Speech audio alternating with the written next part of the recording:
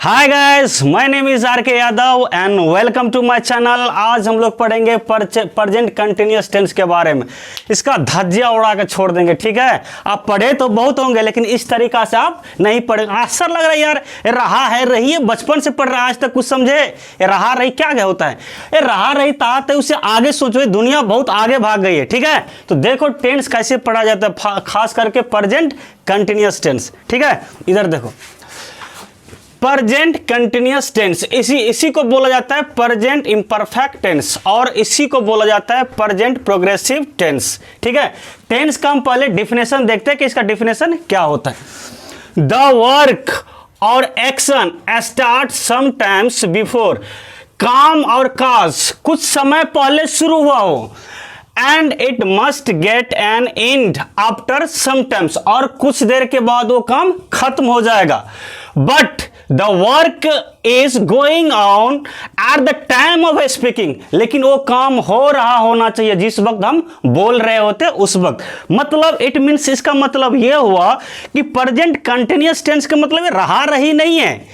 मतलब दुनिया का कोई भी कार्य कुछ समय पहले शुरू हुआ हो और कुछ देर के बाद खत्म हो जाएगा, उसको हम क्या बोलते हैं, प्रेजेंट कंटिन्यूअस टेंस, ठीक है ना। इससे क्या लेना देना है, रहा है रही है, चलो ठीक है चल जाए। थोड़ा बहुत हर जगह रहा रही आपको काम नहीं आएगा, तो क्योंकि ये दुनिया बहुत फास्ट हो गया तो आपको सही से देखना पड़ेगा और तो थोड़ा आगे सोचना पड़ेगा। जिंदगी भर रहा रही करते रहोगे तो जिंदगी में कुछ होने वाला नहीं है। देखो कैसे, सबसे पहले देखना, ये रूल फर्स्ट है, ये रूल 1 है प्रेजेंट कंटिन्यूअस टेंस का। ये पहला रूल है। अफर्मेटिव सेंटेंस का मतलब क्या होता है, सकारात्मक वाक्य। सब्जेक्ट रहेगा इज या एम या आर, उसके बाद V4 का मतलब क्या होता है, वर्ब की फर्स्ट फॉर्म में जब ing लगा रहता है तो उसी को हम बोलते हैं V4, ठीक है। उसके बाद पॉइंट 1 में देखो, आई के साथ एम का प्रयोग किया जाता है। सिर्फ ये एक एक्सेप्शन है, अपवाद है। आई के साथ ही सिर्फ एम का प्रयोग होता है और किसी सब्जेक्ट के साथ एम का प्रयोग नहीं होता है। पॉइंट 2 में देखना, you we they and plural noun के साथ आर का प्रयोग किया जाता है। और पॉइंट 3 में he she it and singular noun के साथ इज का प्रयोग किया जाता है, ठीक है। इसका पहचान व्यक्ति देख लेते हैं पॉइंट 4 में। इन वाक्यों के अंत में रहा है, रही है, रहे आदि लगा रहता है, उससे हम प्रेजेंट कंटिन्यूअस टेंस का वाक्य मानते, ठीक है। लेकिन भाई रहा रही करके हमेशा काम नहीं चलने वाला है, इससे आगे सोचना। अगर आप सच में इंग्लिश सीखना चाहते हैं, आप कोई कंपटीशन में भाग लेना चाहते हैं, अगर कंपटीशन पास करना चाहते हैं, तो आपको रहा रही से काम नहीं चलेगा। और सपोज दैट आप मान लीजिए अभी 12th का एग्जाम देते हैं या 10th के एग्जाम देते हैं, 10th का, तो बताइए रहा रही रहता है। मान के चलिए आप रहा रही पे 5 सेंटेंस बना सकते हो, उससे क्या हो जाएगा, ऑब्जेक्टिव जब बनाएंगे कुछ लिखेंगे तो रहा रही से क्या मतलब, कुछ लेना देना नहीं है। तो इसका मतलब हमेशा रहा रही पे मत रहिए। जैसे मैं गिटार बजा रहा हूं, तो चलो ठीक है, इसमें रहा है रही है हम समझ गए, प्रेजेंट कंटिन्यूअस टेंस है। तो इसको हम कैसे बनाएंगे, सबसे पहले सब्जेक्ट क्या है, आई, तो लिखेंगे आई के साथ क्या लगता है, आई के साथ लगेगा एम, तो सब्जेक्ट आई रहेगा तो हम क्या लगाएंगे, एम, तो लिख दिए आई एम। उसके बाद गिटार बजाना क्या होता है, I am playing the guitar, I am playing the guitar, ये सब्जेक्ट है, एम हेल्पिंग वर्ब है, और प्लेइंग मेन वर्ब है, और गिटार ऑब्जेक्ट है, ठीक है। वह नदी में तैर रहा है, चलो ठीक है, इसमें भी रहा रही आ रहा है, बना देते हैं। वह नदी में तैर रहा है, वह मतलब कहीं न कहीं लड़का है तो क्या लगाएंगे, ही सिंगुलर सब्जेक्ट है तो he she it and singular noun के साथ हमेशा इज का प्रयोग होता है, तो हम ले लिए इज, ठीक है। अब तैरना को क्या होता है, स्विम का मतलब होता है तैरना, तो लिखेंगे स्विमिंग, ही इज स्विमिंग, कहां तैर रहा है, नदी में, इन द रिवर, ठीक है। चलो ये भी सेंटेंस बना लिए। लेकिन देखो मैं खड़ा हूं, अब कहां से तुम रहा है रही है लाओगे, बताओ अब कैसे बनाओगे। देखो मैं खड़ा हूं तो मैं कुछ देर पहले यहाँ खड़ा हुए, कुछ देर के बाद मैं चला जाऊंगा, खत्म कर दो खड़ा होना, कहीं और चले जाएंगे। तो कोई भी बात देखो, मैं खड़ा हूं तो सेंस पकड़ो ना, आपको जरूरी है कि रहा रही रहेगा तभी बनाओगे, आसर लग रहा है यार। तो मैं खड़ा हूं, देखो मैं यहाँ खड़ा होकर नहीं, कुछ देर के बाद मैं यहाँ चला जाऊंगा, तो कुछ देर पहले खड़ा हुए, कुछ देर के बाद हम खत्म कर देंगे या खड़ा होना, कहीं और चले जाएंगे। तो क्या बनाएंगे, आई के साथ लगता है एम, खड़ा होना का है स्टैंड, स्टैंड में लगा दो ING, आई एम स्टैंडिंग।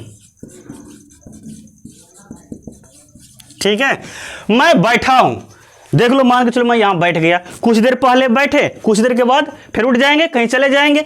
तो ये भी बनेगा मैं बैठा हूं, तो आप बोलोगे या खोजते रहते हो रहा है रही है कहां मिल रहा है, तो ऐसे कैसे बनेगा बताओ, कैसे बनाओगे इसको, हमेशा रहा रही से काम चलने वाला नहीं है।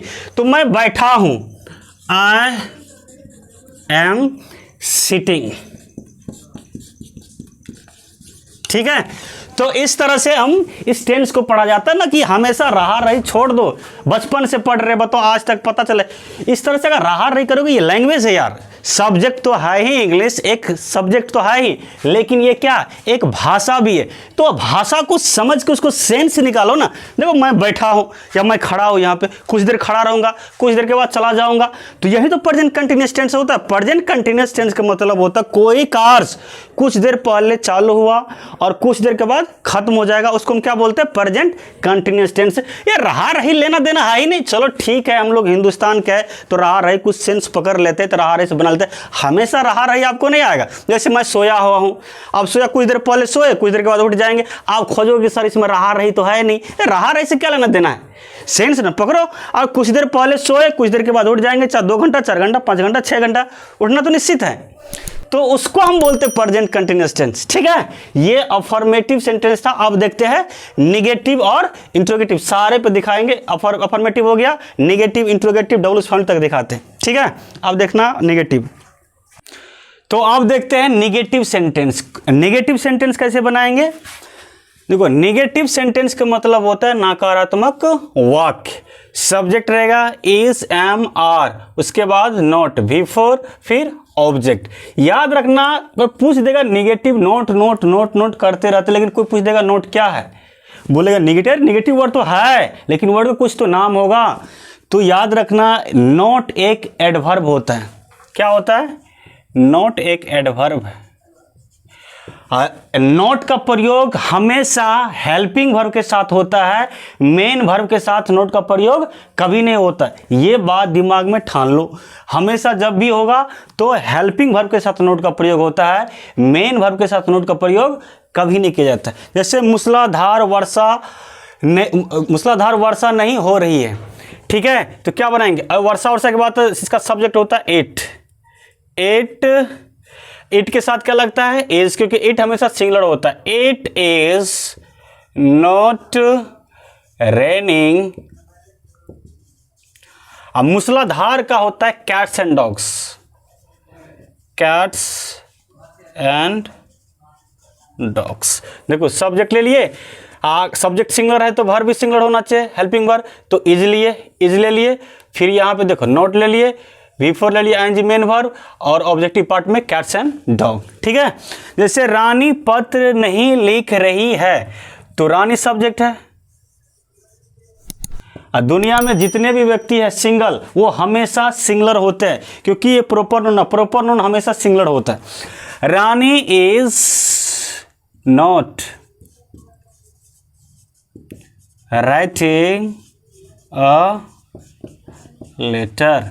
ठीक है, Rani is not writing a letter. देखो रानी सब्जेक्ट है, इज हेल्पिंग वर्ब है, नॉट एडवर्ब है, राइटिंग मेन वर्ब है, ये ऑब्जेक्ट है। एक एक वर्ड के बारे में पता होना चाहिए, ये नहीं कि सीधा सेंटेंस बना लिया उसे काम चलेगा, उससे कुछ नहीं होगा। कॉन्फिडेंस कहाँ से लाएंगे जब तक उस चीज़ के बारे में अब रियल जानकारी नहीं होगा, एक एक वर्ड के बारे में जानेंगे कैसे इंग्लिश आएगा, हेजिटेशन रहेगा हमेशा, कभी हम कहीं कुछ समझ ही नहीं सकते।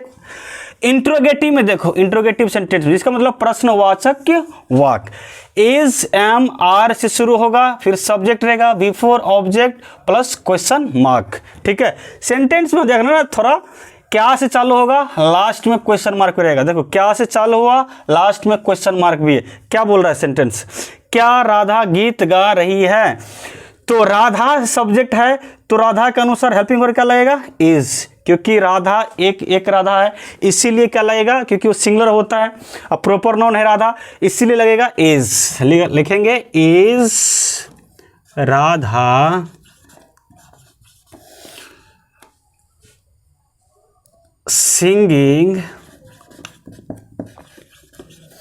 A song? Question mark. Is Radha singing a song? क्या राधा गीत गा रही है? दूसरा और देखते हैं, क्या वह अपना कार्य कर रहा है? क्या वह है, रहा है मतलब कहीं कहीं लड़का है, ठीक है, लड़का है, लड़का ही कार्य कर रहा है, तो इसीलिए लगाएंगे इज ही। आप देखो अपना काम, अब काम या जब काम के साथ अपना तुम्हारा लिखा रहता है, ये काम तब नाउन बन जाता है, वर्ब नहीं रहता है। उसके लिए करना क्या होता है? डू में लगा दो आईएनजी। Is he doing? वो अपना काम, हिज वर्क। फिर क्वेश्चन मार्क। अगर यहां सी रहता तो यहां हर हो जाता, अगर यहां यू रहता तो यहां योर हो जाता, ठीक है। इसलिए सब्जेक्ट के अनुसार पॉजेसिव एडजेक्टिव होता है। ये हेल्पिंग वर्ब, ये सब्जेक्ट, ये मेन वर्ब, ये ऑब्जेक्ट, ठीक है। अब देखना इंट्रोगेटिव प्लस निगेटिव में प्रश्नवाचक एवं नकारात्मक वाक्य। इज रहेगा, एम रहेगा, आर रहेगा, सब्जेक्ट रहेगा, फिर नोट रहेगा, फिर बिफोर, फिर ऑब्जेक्ट प्लस क्वेश्चन मार्क। क्या से सेंटेंस चालू रहेगा? बीच में नहीं भी रहेगा, लास्ट में क्वेश्चन मार्क भी रहेगा। तो वो क्या से है? ठीक है, नहीं भी है, फिर और क्वेश्चन मार्क भी है लास्ट में, ठीक है। रहा रही तो चलो ठीक है, थोड़ा बहुत काम आता है, रहा रही भी देख लो, कोई दिक्कत नहीं, लेकिन हमेशा रहा रही पर मत रहा करो, फिर जिंदगी में कुछ करना है तो रहा है, लड़का है कहीं कहीं, तो ही के साथ क्या लगेगा? Is he. अब क्या लगा? जाना का, ओ नहीं जा रहा है ना, इज ही नॉट, इज ले लिए सब्जेक्ट के अकॉर्डिंग, फिर यहाँ नोट भी लगा दिए। अब मेन वर्ब है बिफोर, तो क्या जाना में आईएनजी लगा दो, गो में आईएनजी लगा दो, going. Is he not going? कहाँ जा रहे हैं? दिल्ली। किसी जगह को जाते हैं तो टू लगाते, क्या लगाते हैं? टू दिल्ली। फिर क्वेश्चन मार्क। कोई दिक्कत? अब एक और देखो, क्या वे लोग गिटार नहीं बजा रहे हैं? क्या बनाएंगे? वे लोग, दे होता है प्लूरल सब्जेक्ट, इसलिए लगाएंगे are they not playing the guitar? Question mark. अब देखते हैं डब्ल्यूएस फैमिली। डब्ल्यूएस फैमिली में देखो कहाँ, कैसे, कब, ये हमेशा सब्जेक्ट के बाद रहेगा। देखो कहाँ, राम कहाँ जा रहा है, कहाँ, जिसका जवाब हम यस नो में नहीं दे सकते, वही होता है डब्ल्यूएस फैमिली, जिसको डब्ल्यूएच क्वेश्चन भी बोलते हैं, कोई डब्ल्यूएच वर्ड भी बोलते हैं, ठीक है। तो कहाँ, तो पहले लिखो, हिंदी में तो सब्जेक्ट के बाद रहेगा, लेकिन इंग्लिश में सबसे पहले डब्ल्यूएच फैमिली ही लिखे थे। तो कहाँ, वेयर इज राम है, इसलिए लगाएंगे is Ram going. Where is Ram going? देखो डब्ल्यूएस फैमिली, इज ले लिए सब्जेक्ट के अकॉर्डिंग, उसके बाद राम सब्जेक्ट है, बिफोर है, ऑब्जेक्ट नहीं है तो नहीं डालेंगे, रहेगा तब ना डालेंगे। एक और सेंटेंस देखते हैं, यहां पे सब कुछ मिटा दें, पहले स्क्रीनशॉट ले लीजिए आप लोग, ठीक है। उसके बाद देखिए एक और देखते हैं डब्ल्यूएस फैमिली पे, ऊपर लिख देते हैं, नीचे में जगह नहीं है इसीलिए।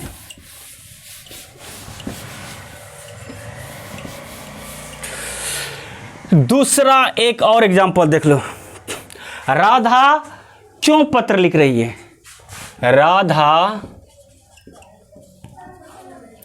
क्यों पत्र लिख रही है?